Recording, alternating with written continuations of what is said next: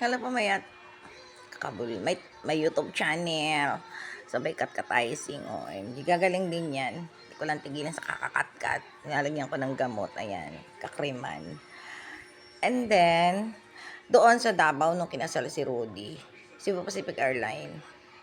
Back to back namin. Tayo pa kain ticket nun eh. Pabiyahe na kami doon. Nahuli kami nila Aramco nila Jin eh. Pagdating doon, sila nauna na. Si ate ko nagbo-Brunei yan. Hindi nakita ni Karen sa bahay yan tumatawag. Sa Brunei na yan. Ayun, kukuritoke na nung panahon na yon. Nung kasal lang yata sila first time nagkita.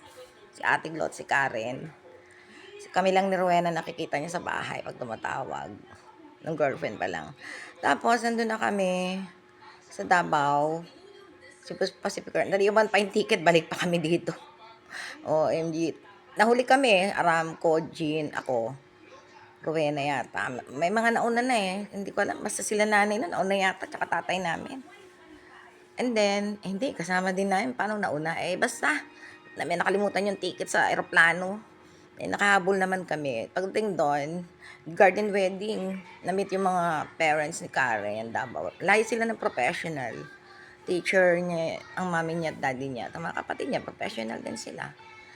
Teacher, nurse si Karen eh. And then, hindi ba kami nagstay sa bahay nila, namasyal lang kami.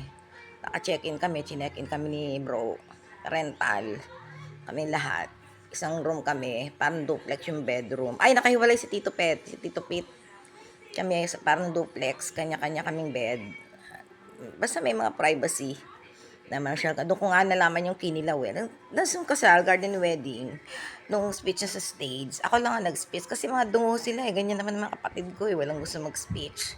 Ako rin, ayoko, naiiya ako kasi puro halos professional mga tao. May mga MCU bats din si Rudy eh. MCU din yan eh.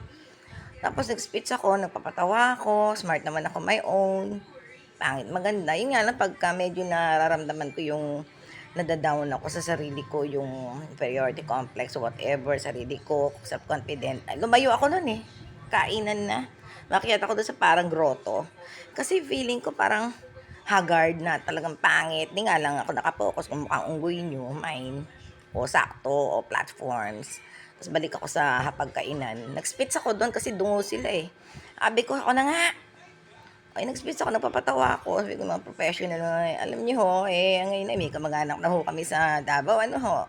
Salamat naman ho, pagpunta kami dito, may mga relatives na kami. Hindi naman hulog itong hipag ko.